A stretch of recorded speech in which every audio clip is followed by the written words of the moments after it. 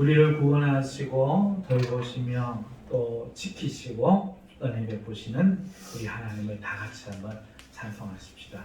할렐루야. 할렐루야. 아멘. 추수감사주일을 앞둔 11월 둘째 주일에 하나님의 큰 은혜가 여러분들에게 있으시기를 축원합니다.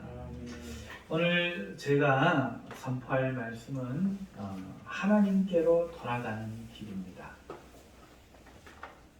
제가 목회자다 보니까 어떤 분들이 자신의 고충을 물을 때가 종종 있습니다. 개인적으로 보면 굉장히 심각한 문제여서 남에게 차마 말하지 못하는 그런 문제들입니다. 왜 이런 일이 있는지, 무엇이 옳은지, 어떻게 해야 하는지 목회 현장에서 본 많은 사람들은 그런 것들을 고민하고 있었습니다. 이 문제들이 왜 어디서 시작되었을까? 어디서 시작되었을까요? 현대 사회에 두드러지는 가장 큰 특징을 들라면 무엇일까? 개인주의가 아닐까요? 이전 시대까지는 공동체가 중요했습니다. 다들 기억하실 겁니다. 그러나 현대에 들어와서는 개인이 가장 중요해졌어요. 이전 시대에는 공동체의 이익을 중심으로 개인들이 맞추었습니다. 그런데 이제는 공동체를 중심으로 희생하기를 거부하고 개인에 집중하는 시대가 되었습니다. 개인의 자기 행복 그리고 자기 완성이 오늘 이 시대의 사람들의 관심입니다. 그래서 자기 관리가 그만큼 중요해졌어요. 자기 관리의 성공에 따라서 개인의 행복과 삶의 질이 결정된다고 믿어서 자아 성숙에 지금 이 시대는 많은 투자를 하고 노력을 합니다. 그리고 가만 보면은 예전보다 학력도 높아지고 또 경제적인 어떤 수준도 높아지고 우리나라가 굉장히 또 발전을 했습니다. 그런데 자아가 성숙하고 사회가 더 발전했는데 저희가 체감하는 삶의 행복 지수는 오히려 더 다운된 느낌입니다. 삶의 행복 지수가 방글라데시보다 못해요. 왜 이렇게 됐을까? 왜 힘들어져 가죠? 개인이 성숙하는데. 구약 성경에 사사기라는 성경이 있습니다. 맨 마지막 절에 이런 말씀이 있어요. 그때에 이스라엘에 왕이 없으므로 사람들이 각기 자기 옳은 대로 자기 소견에 옳은 대로 행하더라. 여러분 성경을 조금만 아시는 분은 이 말씀이 굉장히 부정적이라는 말씀을 아실 거예요. 이 결과 사람들은 하나님을 떠납니다. 바른 길을 떠나서 그들에게는 정말 사망의 길, 정말 죽음의 길, 불행의 길이 열려버려요.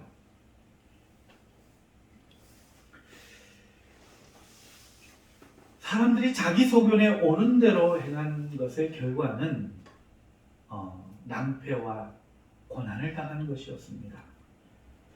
오늘 이 시대가 개인이 소중히 여김을 추앙하고 자아성숙, 곧 자기가 남에 휘둘리는 것이 아니라 자기가 옳은 대로 살아가는 것이 어쩌면 이 사사기 시대의 모습과 같은 불행의 이유가 아닐까 저는 그렇게 봅니다.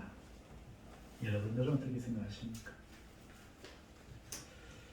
구약성경 이사야서에서 우리는 다 양 같아서 그릇 행하여 각기 제 길로 갔거늘 이라고 말씀하면서 우리를 길 잃은 양이라 말씀하죠. 여러분 양이 길을 잃었습니다. 무엇이 남았을까요? 그렇죠. 네, 죽음밖에 없죠. 양은 반드시 목자와 함께 있어야 되죠. 목자가 이끌어줘야 됩니다. 그런데 자기 소견에 오른 대로 나는 저쪽에 가서 풀을 먹을 테야. 아니야, 나는 이런 풀이 더 맛있어. 이러고 자기 소견에 오른 대로 가면은 목자의 돌보심을 받을 수가 없게 됩니다. 오늘 이 본문 말씀의 결론적인 말씀을 찾자면 25절 말씀입니다. 너희가 전에는 양과 같이 길을 잃었더니 이제는 너희 영혼의 목자와 감독 되신 이에게 돌아왔느니라. 놀랍게도 구약뿐 아니라 신약 성경에서도 같은 말씀을 지금 하고 있습니다. 너희가 전에는 길 잃은 양이었다는 겁니다. 자기 소견에 옳은 대로 행하는 것은 인간이 성숙하고 발전하고 행복해지는 길이 아니라 오히려 바른 길을 잃어버리고 사망에 빠져드는 것이었다 하는 거죠. 그렇기 때문에 우리는 결론적으로 오늘 이 시대의 사람들이 왜 불행한지 알게 됩니다. 왜 더 많이 가졌는데, 더 좋은 것을 먹는데, 더 좋은 것을 입는데, 더 편해졌는데 왜 불행이 더 많을까? 이 젊은 사람들은 이해하지 못할 것 같아요. 왜냐하면 젊음이 충만하니까 그저 가만히 있어도 기쁘죠. 저도 예전에 목사님들이 그런 설교를 하시면 귀에 안 들어왔던 것 같아요. 내 마음에 기쁨과 행복이 있으니까. 그런데 인생을 적어도 한 40이라도 사신 분들은 정말 옛날과 비교해서 이 말씀에 공감이 되지 싶습니다. 더 나은 세상을 살고 더 나아진 자기를 보면서 어머니보다 아버지보다 더 많이 가지고 더 많이 배운 자신의 모습이 과연 그 부모님보다 더 행복할까? 세상 모든 사람들은 그런 의미에서 자기 소견대로 행하다가 길을 잃은 것이 아닐까? 저는 그렇게 결론을 내봅니다. 그리고 이것이 우리 시대만 그런가? 그게 아닌 것 같아요. 지금 베드로 사도가 서신서를 쓰고 있는 지금 이 시대에도 동일하게 말씀하고 있다는 거죠. 옛날이나 지금이나 구약이든지 어느 때든지 사람들은 항상 하나님을 떠나 자기 소견에 옳은 대로 살다가 정도의 차이가 있다는 거지 살다가 항상 길을 잃고 말았다는 겁니다. 지금은 이 현대 시대는 그 추세가 더 심해져서 더 집중되어서 있다는 것이 더 심각한 문제지요. 그러다 보니까 그 옛날에는 있을 수 없는 폐륜들이 많지요. 사람의 인육을 장기를 매매한다든지 그런 일들이 옛날에는 볼 수 없었던 일들이 많이 있는 거죠.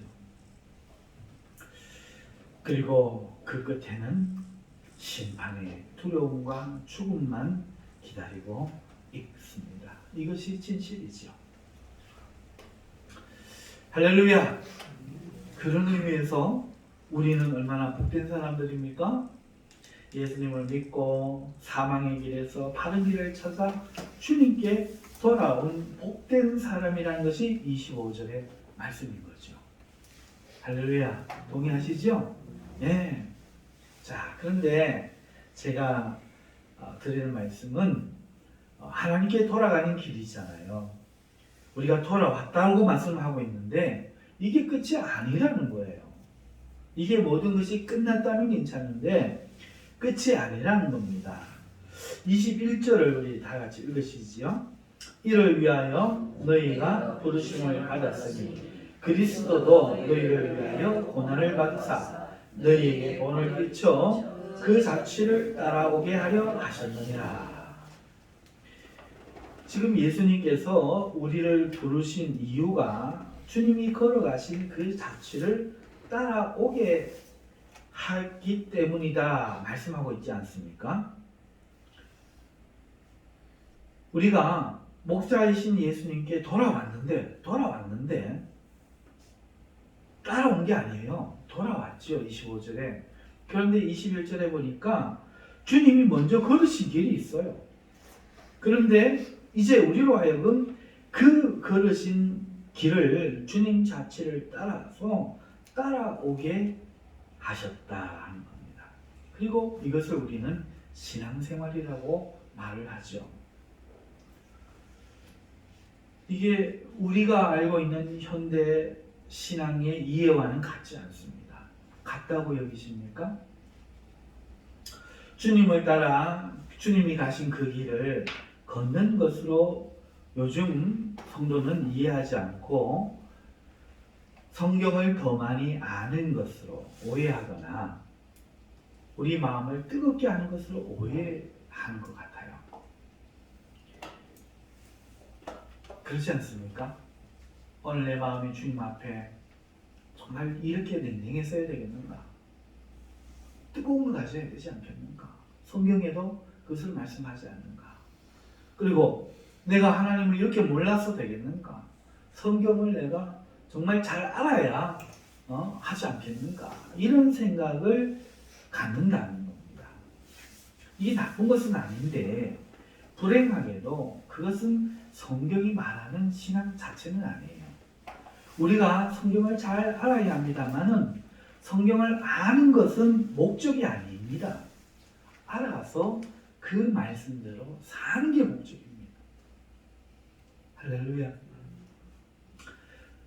성경을 우리가 잘 알아야 하는 이유는 주님이 가신 길을 알기 위해서예요. 그래야 따라가죠. 그냥 아는 거로 끝나고 내 마음이 뜨거워지는 것으로 끝나서 오늘 또 내 소견에 옳은 대로 행한다면 그것은 주님께로 돌아오긴 했는데 또 주님은 저기 가시는데 자기는 자기 소견에 옳은 대로 가는 거란 말이죠. 그리고 이 우스꽝스러운 이야기가 실제 교회 안에서 성도들 가운데서 일어나고 있습니다. 자, 그렇다면 하나님께로 돌아가는 그 길. 지금 예수님이 어디로 가고 계실까요? 한번 맞춰보세요. 예수님이 지금 길을 가십니다. 어디로 가시고 계실까요? 예수님은 누가 보내서 오셨어요? 그러니까 어디로 가시겠어요? 하나님께로 간단 말이에요. 지금 어디에 오셨는데요? 하나님을 떠난 우리에게 오셨잖아요. 하나님을 떠나 있는 우리에게 오셔서 하나님께로 갑니다. 하나님께로 돌아가는 거죠. 우리를 이끌고 목자가 되어서 감독이 되셔서 우리를 친히 이끄시고 우리를 하나님께로 돌아가는데 돌아가려고 하니까 우리의 죄가 있잖아요. 그 죄를 주님이 죄값을 지불하시고 이제 떳떳하게 만들어서 우리로 하여금 하나님께 돌아가는 그 길로 우리를 몰고 계신 것. 가자 히어라 제 차례 가자 맨 우리는 따라가는 거고요. 맞지요? 그런데 하나님께 돌아가는 이 길을 우리가 알고 가야 되는데 오늘 우리가 또 내 생각에 옳은 대로 가면 안 된다는 거죠. 그러면 이제 우리는 성경을 왜 알아야 되는지가 분명하죠. 주님이 걸어가신 하나님께 돌아가는 그 길이 어디에 있는가 하는 거예요. 분명히 성경이 이야기하고 있습니다. 여러분에게 묻습니다. 하나님의 그 길은 어디에 있습니까? 여러분들과 저는 하나님께로부터 떨어진 자들, 바른 길을 떠난 자들입니다. 이제 우리가 하나님께로 돌아가야 됩니다. 우리는 예수님께 지금 만났을 뿐이에요. 그렇죠? 이제 주님을 따라 하나님께로 돌아가는 길이, 그 길을 걷는 일이 남아있고 우리는 이걸 신앙이라고 해요. 신앙생활이라고 해요. 자, 그러면 주님이 지금 옆에 계십니까? 우리 앞에 보이세요? 육체로 보이시지 않지요? 그러면 우리는 어떻게 주님께로 돌아가요? 주님께로 돌아가는, 주님이 우리를 끌고 돌아가시는 그 길의 그 자취를 따라서 우리는 걸어야 되는데 어디에 그 자취가 있어요? 우리는 흔히 하나님께로 가는 길이 어떤 거룩한 산에 있다고 생각합니다. 제가 한 몇 가지 일반적인 생각을 말씀드릴게요. 어떤 사람들은 우리가 하나님께로 돌아가는 길이 거룩한 산에 있다고 생각해요. 산에 있다는 뜻은 신앙인들이 속세를 떠나서 평화롭게 농사하며 노동하고 저녁이 되면 말씀을 묵상하며 잠드는 그런 길을 의미합니다. 죄와 분리되어서 거룩을 추구하면서 말이죠. 그래서 많은 사람들이 특수한 공동체에 이끌리는지도 모르겠어요. 그리고 실제로 중세 시대에는 많은 수도원들이 있었습니다. 이것은 제가 지어낸 얘기가 아닙니다. 역사가 이야기해 주는 거예요. 기독교 역사를 조금이라도 보시면 이것이 실화였다는 걸 알게 됩니다. 많은 사람들이 교회가 아니라 떠나서 산으로 갔습니다. 수도원을 짓고 거기서 농사를 짓고 하면서 금욕을 하면서 육식을 금하면서 채식을 하면서 아침부터 저녁까지 육체의 노동을 하면서 그렇게 살았습니다. 물론 은혜도 있었습니다. 그러나 그것은 하나님께로 돌아가는 길이 아닙니다. 왜 그렇습니까? 중세가 우리에게 어떻게 평가하고 있습니까?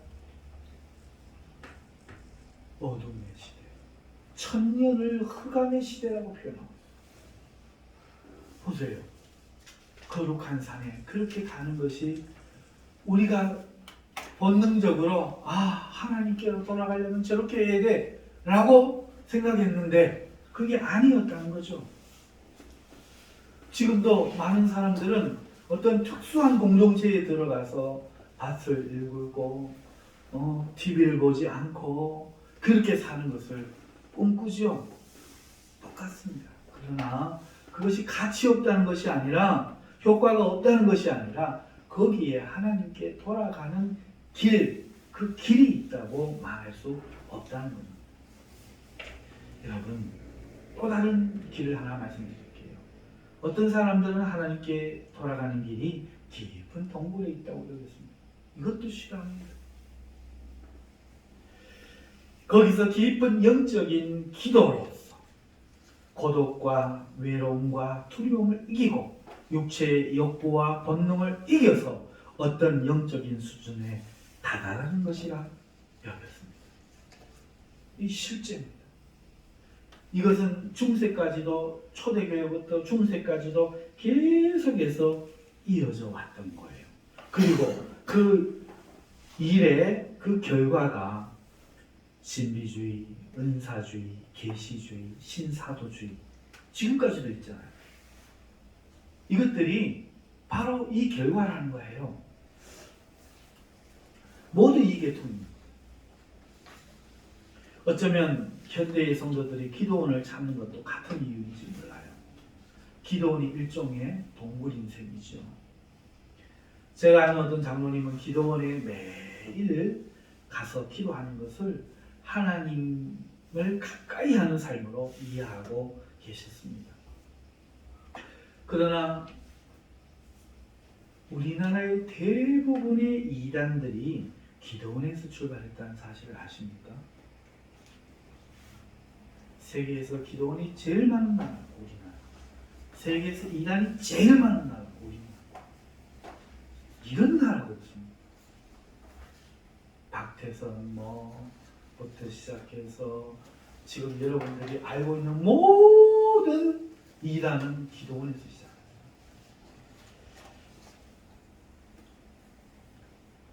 여러분, 동굴이 하나님께 돌아가는 길이 아닙니다. 역사가 그걸 증명해요. 산에 가서 그렇게 기도했는데 그의 영혼들이 잘못됩니다. 그게 하나님께로 돌아가는 길인 줄 알았는데 문제가 생기더라고요.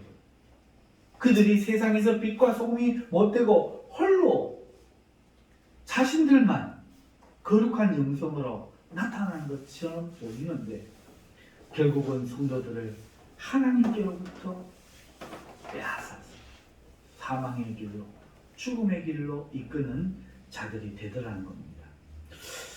또 어떤 사람들은 하나님께로 돌아가는 길이 교회 안에 있다고 믿었습니다. 가장 많이 지지를 받는 생각입니다.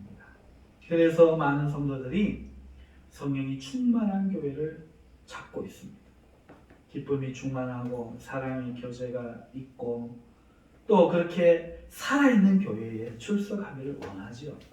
말씀이 좋고 뜨거운 예배가 있는 교회를 찾고 있습니다. 왜요? 그 교회에 하나님께로 돌아가는 길이 있다고 믿어요. 여러분 어떻습니까? 사랑하는 성도 여러분, 이건 대단히 중요한 문제지요. 왜냐하면 우리도 하나의 교회이기 때문에 그렇습니다. 그래서 우리가 다니는 교회가 바른 교회예요, 참된 교회라는 확신이 필요하지요. 그렇지 않다면 우리의 신앙은 결단코 행복할 수가 없지요. 사랑하는 성도 여러분, 묻습니다. 우리 교회에 하나님께로 돌아가는 길이 있을까요? 거룩한 산을 부정하고 기도에 그 전념하는 것을 부정하고 이제 교회마다 부정한다면 어떻게 될까? 도대체 하나님께로 돌아가는 길이 어디 있을까 싶지만 우리 성경에서 그 답을 한번 찾아보십시다.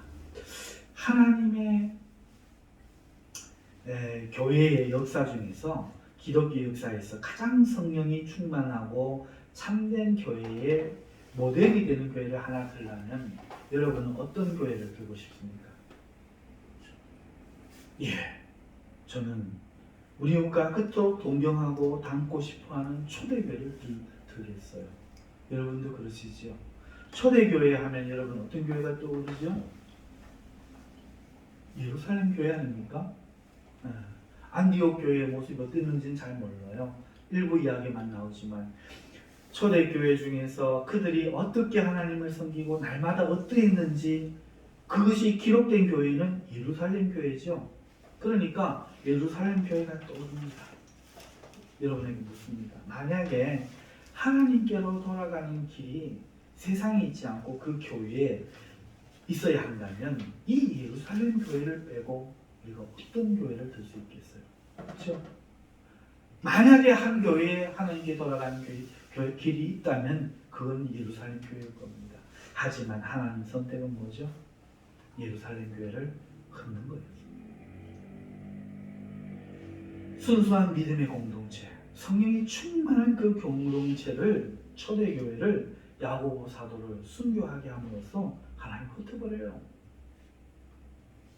정말 그 교회는 은혜로운 교회였습니다. 하나님이 만약에 하나님께로 돌아오는 길이 교회 안에 있어서 사람들이 그 교회를 통해서야 하나님께로 돌아와야 된다고 생각하셨다면 과연 그 교회를 흩으셨겠습니까?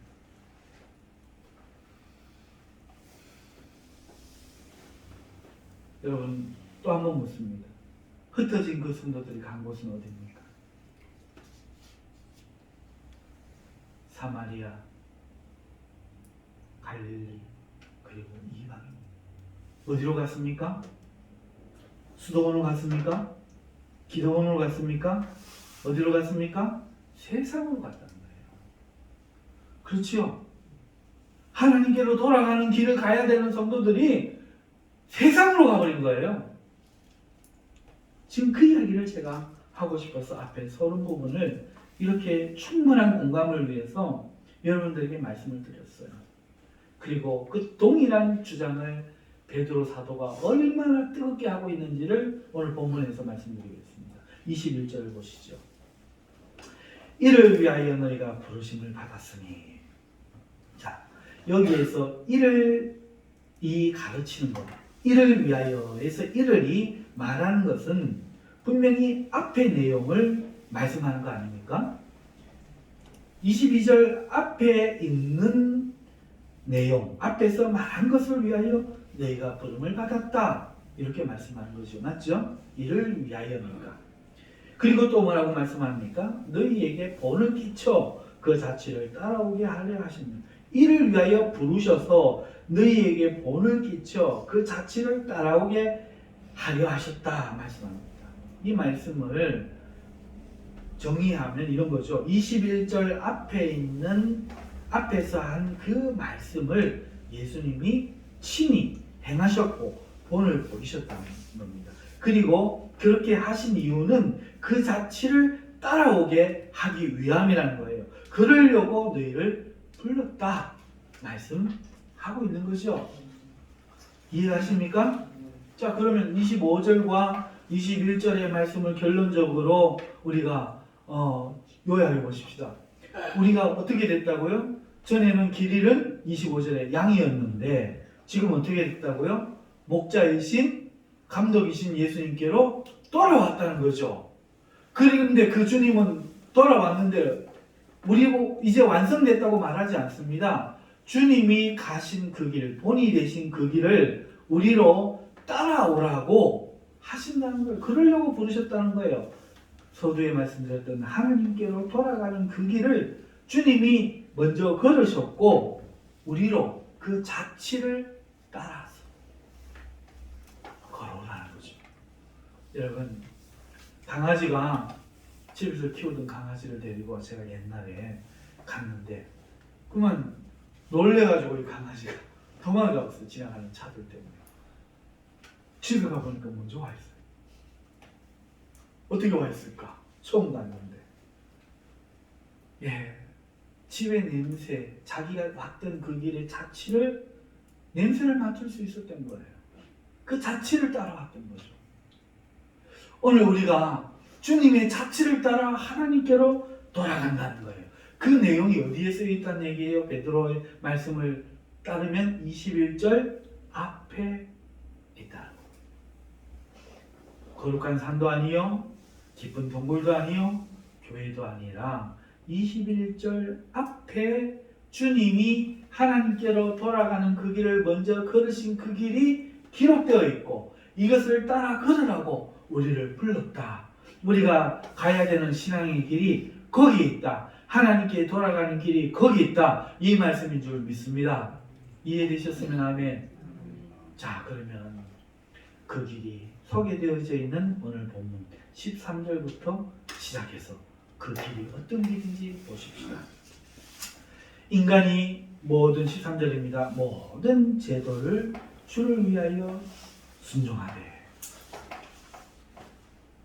지금 기도 이야기합니까? 말씀 이야기합니까? 교회 봉사 이야기합니까? 지금 뭘 이야기하고 있죠? 예, 인간의 모든 제도를 누구를 위하여?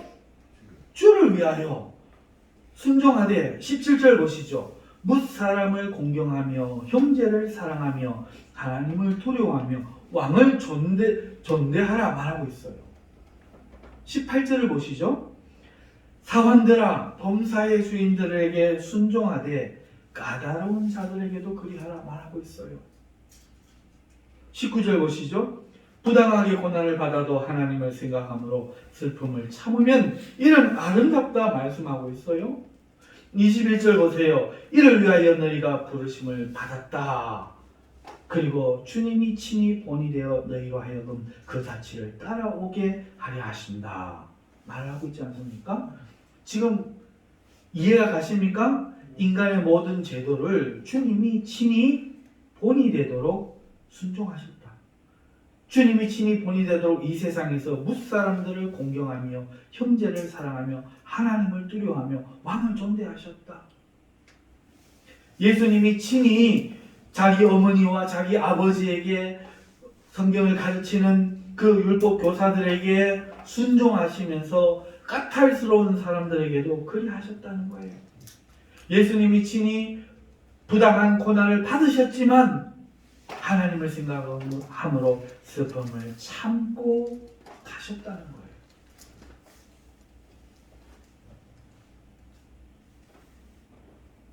여러분,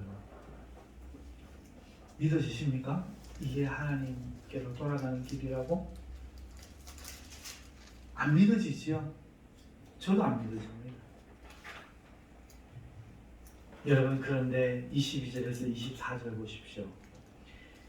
이 세상에서 주님이 걸으신 길이 거기에 나와 있습니다. 그는 죄를 범하지 아니하시고 그 입에 거짓도 없으시며 욕을 당하시되 막되어 욕하지 아니하시고 고난을 당하시되 위협하지 아니하시고 오직 공의로 심판하시는 이에게 부탁하시며 친히 나무에 달려 그 몸으로 우리 죄를 담당하셨으니. 여러분, 22절에서 24절에 나오는 이 예수님께서 걸으신 이 길이 하나님께로 돌아가는 길이었다는 거예요. 우리는 세상에는 하나님의 길이 없다고 여기고 세상을 떠난 그 어딘가에서 하나님께로 돌아가는 길을 찾지만은 베드로 사도에 의하면 예수님은 이 세상 안에서 하나님께로 돌아가는 그 길을 걸으셨다는 거예요. 그리고 그 길은 우리 생각과 다르게 세상 제도에 순종하거나 살아가면서 대하는 많은 사람들을 공경하거나 직장에서 자신의 윗사람에게 순종하는 것입니다. 심지어 바르고 너그러운 윗사람뿐 아니라 까탈스러운 사람에게도 순종하는 것이라 말씀하면서 예수님도 묵묵히 참고 대항하지 않으시고 위협하지 않으시고 오직 그 억울함을 공의로 심판하신 하나님께만 부탁하셨다 말씀하고 있습니다. 여러분이 생각하시는 하나님께 돌아가는 길과 과연 일치합니까?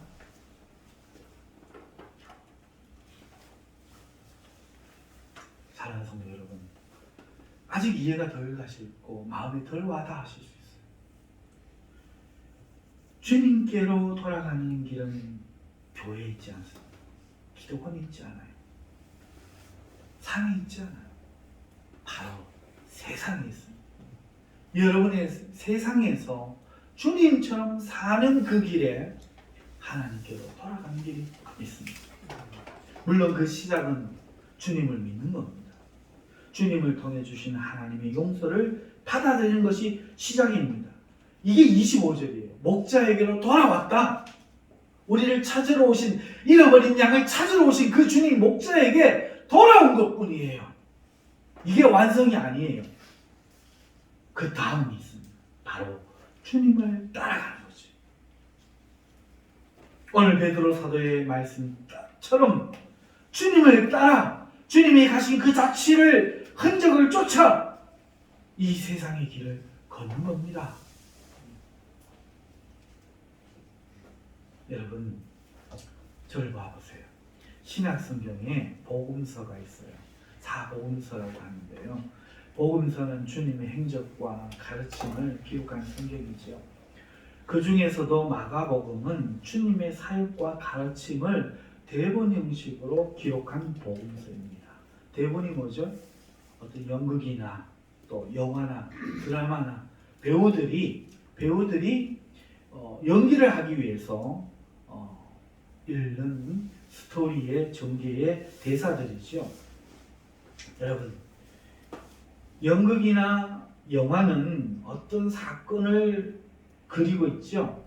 그런데 그냥 사실적인 순으로 그리면 재미 하나도 없습니다. 그죠? 맞죠?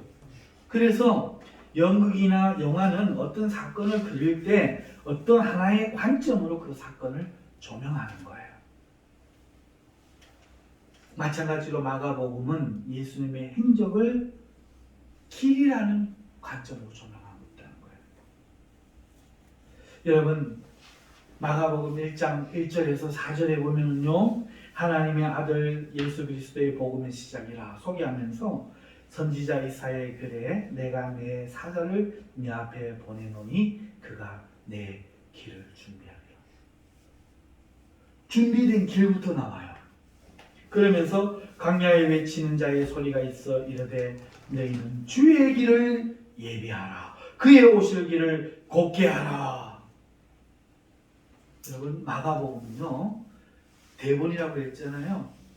그때 로마의 그 경기장에서 예수님의 행적을 연기자가 보여주는 듯한 생생한 것을 표현하기 위하여 마가복음을 대본식으로 기록했는데, 그냥 기록한 게 아니라 시간 순서가 아니라 길이라는 관점에서 하나님께로 돌아가는 그 길, 세상의 길 잃은 양들을 하나님께로 인도하는 예수님의 그 길, 그 길을, 예수님의 행적을 가르치는 그 길이라는 관점에서 조명하고 있다는 거죠. 여러분, 그 길은 회개의 길로 시작됩니다. 그 길은 세례 요한이 광야에 이르러 죄 사함을 받게 하는 회개의 세례를 전파하는 회개의 길로부터 시작돼요. 자, 그렇게 해서 시작된 그 길은 1장 12절에 가면은 광야 길로 바뀝니다. 성령이 곧 예수를 광야로 몰아내십니다. 여러분, 예수님 믿고 잘 안 되신 분들 이제 똑바로 들으세요. 예수님 믿고 나니까 잘 될 줄 알았는데 교회에서 우리 교회 나오세요 하고 이렇게 고백 행위한 거와는 좀 다르게 안 되는 분들 많죠. 인생에 고난을 받는 분 많죠. 고통을 경험하는 분 많죠. 이런 일이 왜 있죠?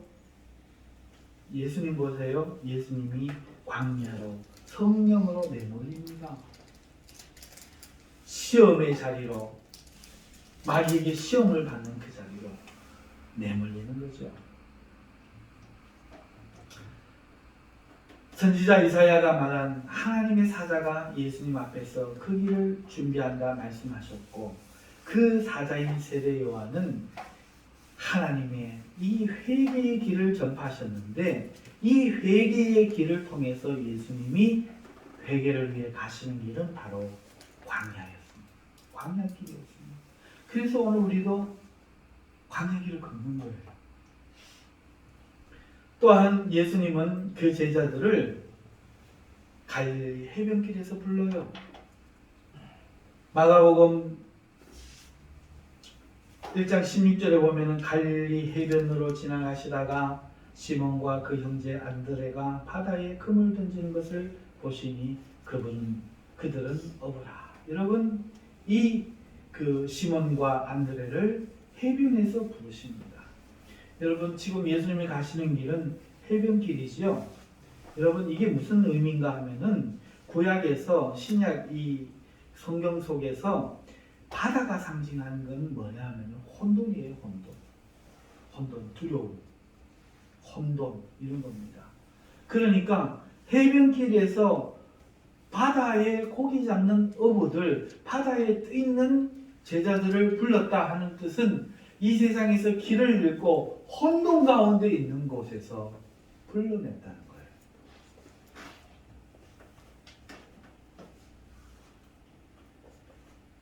그런가 하면 구원을 얻는 자들도 예수님이 걸으시는 그 길가에서 구원을 얻습니다. 예수님이 보세요. 하나님이 구원을 주시기 위해서 보낸 그 구원자의 길을 걷기 위하여 이 땅에 오셨는데, 그 길은 세례 요한이 외치는 회개의 길이었어요. 그 회개의 길을 통과하는 자들이 걷는 길은 광야 길이었다는 거죠. 그 광야 길을 통해서 가시는 그 예수님이 혼돈의 길을 예수님이 걸어오시면서 제자들을 부르신 거예요. 그리고 그 길 위에서 예수님께 구원을 얻는 자들도 그 길 가에서 구원을 얻습니다. 마가복음 10장 46절에 보면은 그들이 여리고에 이르렀더니 예수께서 제자들과 함께 허다한 무리와 함께 여리고에서 나가실 때에 디메오의 아들인 맹인 거지 바디메오가 길가에 앉았다가, 여러분, 길에서 부름받고 이 혼돈에서 예수님이 가시는 그 길로 부름을 받고 그 예수님이 가시는 그 길가에 앉아있다가 구원을 받는다, 조명하고 있는 거예요. 구원은 오직 예수님이 가시는 길 위에서 받을 수 있다는 뜻이죠. 이후에도 마가복음은 계속해서 예수님이 가시는 길에 대해 조명합니다. 그리고 그 글 위에서 행적의 의미를 부각시켜요. 예수님의 가르침과 사역을 길이라는 관점에서 조명하는 가장 대표적인 사례가 바로 베드로의 고백입니다. 베드로의 고백이에요. 여러분, 베드로가 어디서 고백했습니까? 빌립보 가이사랴로 가는 그 길 위에서 고백합니다. 예수님이 길을 가시다가 빌립보 가이사랴로 가는 그 길 위에서 걸음을 멈추시고 제자들에게 묻습니다. 너희는 나를 누구라 하느냐? 여러분, 가이사랴는 로마 황제를 칭하는 호칭이에요. 그러니까 빌립보 가이사랴라는 것은 황제의 도시 빌립보라는 뜻이에요. 여기에서 황제는 주라고 불리는 거예요. 너희는 나를 누구라고 하느냐? 황제를 주라고 부르는 곳에서 베드로가 뭐라고 이야기합니까? 예수님을 주는 그리스도시요, 주가 황제십니다. 그런 거예요. 어디서요? 황제의 길 위에서 예수님을 황제라고 부르는 거죠. 이렇게 지금 그 길 위에서의 신앙 고백이 주어지고 있는 겁니다. 여러분, 이렇게 성경을 아직 한 번도 안 보셨죠? 예, 그렇게 없었을 거예요. 저도 신학교 가서 처음 들었으니까요. 사랑하는 성도 여러분, 그러나 예수님의 그 길이 향하고 있는 방향이 어디입니까? 육체로 오신 그 예수님이 향하고 있는 그 길의 방향이 어디였습니까? 예루살렘이었습니다. 세상 사람들은 그 길을 황제로 왕으로 등극하는 길이라고 여겼습니다. 왜? 왕의 도성이니까. 다윗 왕의 도성이요, 솔로몬 왕의 도성이기 때문에 예루살렘에 향하러 가는 그 길은 왕이 되는 길이라고 여겼고, 그 길을 제자들은 왕의 길인 줄 알고 따라갔다는 거예요. 그래서 사람들은 예수님이 입성할 때 호산나 호산나 다윗의 이름으로 오시는 이여 왕이 있습니다. 보세요. 예수님의 길이 예루살렘으로 향하니까 왕의 길로 여겼는데 마가복음은 전혀 다른 이야기를 합니다. 10장 32절에서 34절을 보면은 예루살렘으로 올라가는 길에 예수께서 그들 앞에 서서 가시는데, 지금 예루살렘 간다고 하잖아요. 예루살렘으로 올라가는 길에 그들 앞에서 예수님이 가시는데 그들이 놀라고 따르는 자들은 두려워하더라. 이 마가복음에 그대로 있는 말씀이에요. 이에 다시 12제자를 데리시고 자기가 당할 일을 말씀하여 이르시되, 보라, 우리가 예루살렘에 올라가노니 인자가 대제사장들과 서기관들에게 넘겨짐에 그들이 죽이기로 결의하고 이방인들에게 넘겨주겠고, 그들은 능욕하며 침뱉으며 채찍질하고 죽일 것이나 그는 3일 만에 살아나리라 하십니다. 사람들은 그 길을 왕의 길로 여겼는데 예수님은 죽는 길로 보신 거예요. 예루살렘, 예수님의 가시는 그 길의 끝에는 죽음이 기다리고 있었습니다. 주님을 따라 주님의 길을 걸으러 따라갔었던 제자들은 다 예루살렘으로 가는 주님의 길을 따르는 일에 그만 실패합니다. 죽음이 두려웠기 때문에 그렇습니다. 그렇게 제자들은 그 길에서 이탈합니다. 그리고 예수님 홀로 그 길을 가십니다. 예수님이 십자가에 그렇게 홀로 가셔서 달려 죽으신 후에, 매장된 후에 예수님의 무덤을 찾은 여인들에게 흰옷을 입은 청년이 나타납니다. 그가 이렇게 말합니다. 청년이 이르되 놀라지 말라. 너희가 십자가에 못 박히신 나사렛 예수를 찾는구나. 그가 살아나셨고 여기 계시지 아니하니라. 봐라, 그를 두었던 곳입니다. 여기 안 계신다는 거예요. 가서 그의 제자들과 베드로에게 오늘 베드로 전서를 우리가 읽었지요? 이 말씀을 잘 봐보세요. 왜 이렇게 이야기하는가? 잘 봐보세요. 가서 그의 제자들과 베드로에게 이르기를 말하기를 예수께서 너희보다 먼저 갈릴리로 가시나니 전에 너희에게 말씀하신 대로 거기서 배우리라 하는지라. 여러분, 이 말의 의미가 뭔지 아세요? 예수님은 갈릴리에서 제자들을 만나려고 하시는데 그 이유가 뭡니까? 제자들이 하나님께로 돌아가는 그 길에 실패했기 때문에 그래요. 하나님께로 돌아가야 사는 거예요. 목자이신 예수님을 만났지만 목자이신 예수님이 끌고 가는 그 길은 하나님께로 돌아가는 길. 지금 제자들이 있는 길은 자기가 살겠다고 사기 소변에 오른 대로 스스로 행해서 걸어간 사망의 장소였는데 예수님이 하나님께로 돌아가는 그 길로 제자들이 살기 원해서 다시 걷자는 거예요. 여기 예루살렘 왕의 도시에서 너희가 할 것이 없다. 그러면서 모두 패도의 길을 걸으려 하면서 자기의 정적을 제거하는 왕의 길을 걸으려 하기 때문에 실패했던 그 길, 자기를 세우고 자기를 높이는 그 길, 자기 소견에 옳은 대로 행하려고 했던 그 길, 자기 뜻대로 하려고 했던 그 길, 실패했던 그 길을 예수님은 다시 제자들과 걷기 위해서 갈릴리에서 보자고 합니다. 제자들은 불의한 자들에게 무기력하게 죽임을 당하는 그 길을 옳게 여기지 않았어요. 예수님의 길이 두려워서 그들 모두 실패하고 그 길에서 도망쳤습니다.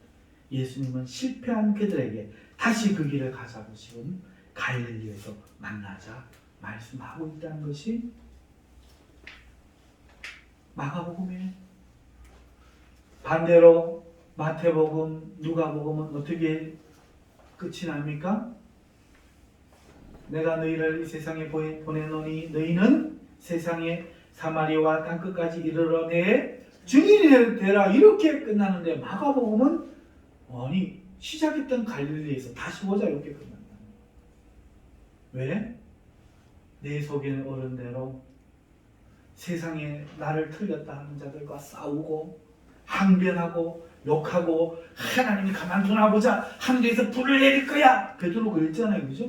그러니까 그러면서 정적들을 제거하고 왕으로 승리자로 등장하려고 하는 그 길, 자기 소견에 오른 그 길, 그 길에는 하나님이 없어요. 하나님께로 돌아가는 길이 아니었어요. 오히려 그 세상 권세에 순종하고 오히려 그 세상 권세 가운데 고난을 받고 억울한 일을 당해도 하나님께만 부탁하는 그 길이 주님이 걸어가신 길이었다는 거죠. 그리고 목자가 가신 그 길을 너희도 따라오게 하기 위해서 부르셨다. 이렇게 말하고 있습니다. 사랑하는 성도 여러분, 지금처럼 제가 얼마 못 살았으니까요. 제가 볼 때 제 평생에 오늘 이 세상에서 당하는 억울한 일은 지금처럼 당했던 적이 없어요. 특별히 성도로서 교회로서 말이죠. 이 나라에서 우리가 이 나라에 끼친 그 공로가 이로 말할 수 없는데 그럼에도 불구하고 이 대한민국에서 지금 우리는 놀라운 억울한 일을 당하고 있어요. 이런 일을 당하니까 어떤 마음이 듭니까? 그래서 한편 교회에서는 세상에 맞서야 한다고 이야기해요. 세상과 싸워야 된다고 말해요. 그리고 또 한편에서는요, 비겁하게 세상의 앞잡이가 되어서 고개를 숙이고 있어요. 아주 세상의 이야기를 교회에 들어보려고 합니다. 우리는 어떤 길을 걸어야 합니까? 우리의 전적들, 교회를 핍박하는 자들을 제거하고 협박하고 욕하고 하는 그 길입니까? 아니면 비겁하게 굴복하는 길입니까? 둘 다 아닙니다. 둘 다 아니에요. 오늘 본문에서 베드로 사도가 말하는 그 주님의 길을 걸으라고 오늘 이 시간 우리에게 말씀하는 거예요. 세상 길에서 돌아서는 회개이고 세상을 대적하지 않고 묵묵히 의를 행하며 하나님을 섬기며 죽으러 가는 그 길을 걸을 뿐이에요.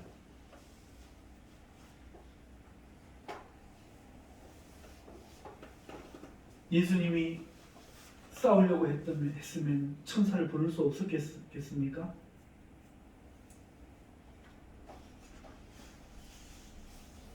예수님은 욕 안 하셨나요? 예수님 욕하셨습니다. 뭐라고 욕하셨습니까? 예, 독사의 자식들아, 회치나만 무덤아, 너희 아비가 마귀로다. 욕하셨지. 그런데 자기를 반대하니까 그들에게 욕한 겁니까? 아닙니다. 그들을 회개시키기 위해 말씀하신 겁니다. 하나님의 뜻을 이루고 성도를 구원하기 위하여 그렇게 하신 것이지 자기 때문에 그런 게 아니에요. 만일 오늘 우리가 이 세상에 어떤 이야기를 한다면 하나님의 뜻이기 때문에 말은 해야 돼요. 그 바른 구원의 길을 선포하고 정의와 공의를 요구해야 돼요. 하지만 우리를 핍박하기 위해서 때문은 아니에요. 오히려 우리를 핍박하고 죽이려고 하는 일에는 예수님처럼 묵묵히 불의한 일을 당하지만 참으며 주를 위해 십자가를 져서 이 세상을 구원하기 위하여 희생하는 그 길을 걸을 때 주님이 기뻐하십니다. 들고 일어나서 뭉치자, 연합하자, 때려 부수자, 이 사단의 일입니다. 호산나 호산나 다윗의 이름으로 오시는 이여, 바로 그 길입니다. 주님은 사단아 물러나라. 네가 하나님 일을 생각하지 않고 사람의 일을 생각하는 거로 베드로를 책망하셨어요. 죽으러 간다니까 주여 그럴 수 없습니다 하는 베드로에게 말이죠. 그를 생생하게 기억했던 거예요. 그걸 생생하게 깨달았던 거예요. 그러니까 자기를 죽이려고 하는 자들에게 대항하지 않고 예수님이 똑바로 십자가에 못 박히시는데 이 죄인이 어찌 똑바로 못 박히랴? 그리고 자기를 거꾸로 십자가에 못 박아달라는 그 전설이 우리에게 전해지는 거예요. 나를 왜 죽여? 너 나 죽이고 괜찮을 것 같아? 너 망한다? 이 모습은 기독교인의 모습이 아닙니다. 절대로 아닙니다. 그렇게 말하는 종들마다 사단의 종이에요. 착각하시면 안 돼요. 오늘날 하나님의 이름으로 저마다 은성이 높이고 있습니다. 성경이 지금 베드로가 그 일을 미리 겪고 이렇게 기록해 놓고 있는데도 불구하고 교회를 살리기 위해서 왜? 여기가 하나님께로 돌아가는 길이라고 믿고 있습니다. 하나님은 코로나로 흩어버리시는 웃기고 있네 이것들 감옥에 집어넣어버립니다. 총회장이든 누구든 말입니다. 여러분이 가셔야 될 길은 세상이에요. 세상에 가셔서 주님이 사신대로 사는 그게 하나님께로 돌아가는 길이지 이 교회 안에도 없고 그 높은 산에도 없고 깊은 동굴에도 없어요. 역사가 그걸 이야기합니다. 마가복음이 그걸 이야기합니다. 여러분들이 그대로 살지 않으면 오늘 교회에 와서 예배를 드리고 있지만 그건 하나님께로 돌아가는 길이 결단코 아닙니다. 결론을 맺습니다. 살고자 하는 자는 죽고 죽고자 하는 자는 산다고 주님이 말씀합니다. 한 알의 밀이 땅에 떨어져 죽지 아니하면 한 알 그대로 있고 죽으면 많은 열매를 맺느니라. 놀랍게도 주님의 길은 죽는 길입니다. 승리의 길이 아니에요. 죽어서 승리하는 거지 살아서 승리하는 게 아닙니다. 예수님을 믿으면 복을 받고 이 땅에서 잘 되는 길이 아니라 예수님을 믿으면 반드시 하나님께 복을 받게 되지만 이 땅에서 고난을 받고 환난을 당하는 길, 자기가 죽는 길입니다. 우리는 그것이 싫어서 그릇 행하여 제 길로 간 양들이 바른 길을 떠나 사망만 남은 자들이었어요.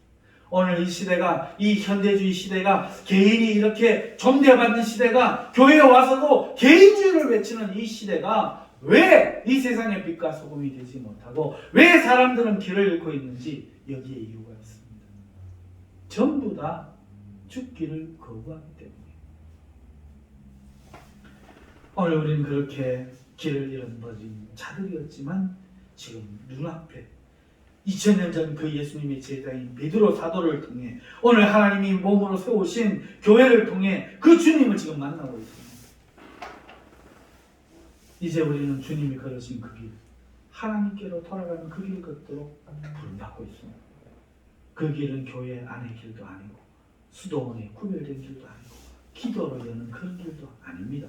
오직 주님이 하신 것까지 이 세상에서 세상을 구원하기 위하여 자기를 주는 길입니다. 자기가 죽는 길입니다. 대적하고 욕하고 협박하는 길이 아니라 불의한 고난을 받고 죄가 없어도 그 고난을 받으며 걷는 길. 24절을 우리 다 같이 한번 마지막으로 읽어보십시다. 친히 나무에 달려 그 몸으로 우리 죄를 담당하셨으니 이는 우리로 죄에 대하여 죽고 의에 대하여 살게 하려 하심이라. 그가 채찍에 맞음으로 너희는 나음을 얻었나니. 할렐루야. 그래, 우리가 채찍에 맞아야 된다 말하고 있어요. 이 불의한 일들을 우리가 당해야 이 시대가 산다고 이야기하고 있어요. 할렐루야. 여러분, 기독교가 로마를 어떻게 정복했습니까? 싸워서 불질러가지고 이겼습니까? 아닙니다. 그 사자에게 밥 먹이로 주고 검투사에게 조롱거리로 줬지만 그걸 묵묵히 당함으로 로마가 무너졌어요. 그런데 교회가 기득권이 되자 망한 겁니다. 하나님에게는 사는 데 있지 않고 죽는 데 있습니다. 오늘 우리가 이 세상에서 묵묵히 채찍에 맞으면, 우리가 나무에 달려 우리 몸을 죽이면, 우리가 그 저주를 받으면, 그 불의를 받으면 우리로 인해 세상이 구원받는다는 것. 하나님이 그 순교자의 피를 보신다는 것. 외치는 자, 세상이 틀렸어, 너희가 틀렸어, 너희는 저주를 받을 거야 한 자의 말을 듣고 하나님이 세상을 구원하지 않으시고 콧방귀를 뀌시지만, 순교자들이 의를 위하여 억울한 일을 당하지만 하나님을 높이며 세상을 사랑하며 세상을 축복하며 기도하며 묵묵히 피 흘려 죽어갈 때에 그 순교자의 피를 보시고 하나님이 구원하신다는 것. 그것이 주님이 걸어가신 그 길, 그 피의 자취를 따라서 우리를 돌아오라고, 걸어오라고 먼저 본을 보여 주셨습니다. 오늘 우리는 내가 죽지 않으려고 우리 소견에 오는 대로 자기 좋은 대로 하려고 하다가 그 길에서 실패했습니다. 오늘 이 시간 하나님은 우리를 다시 우리의 갈릴리에서 만나자고 말씀하십니다. 오늘 내 삶의 자리, 이웃과 싸워 이기려고 했던 자리, 남편과 싸워 이기려고 했던 자리, 내 문제와 싸워 내 당당한 권리를 찾으려고 했던 그 자리에서 죽으라고 말씀하십니다. 사랑하는 성도 여러분, 주님의 피의 흔적이 우리 앞에 있습니다. 이제 우리는 결정하시기 바랍니다. 주님을 따라 걸읍시다. 여러분, 한 번 죽지 두 번 죽습니까? 죽음을 각오하면 모든 것들 이길 수 있습니다. 죽고자 하는 자는 살고, 살고자 하는 자는 죽을 것이라. 기도하겠습니다. 거룩하신 하나님,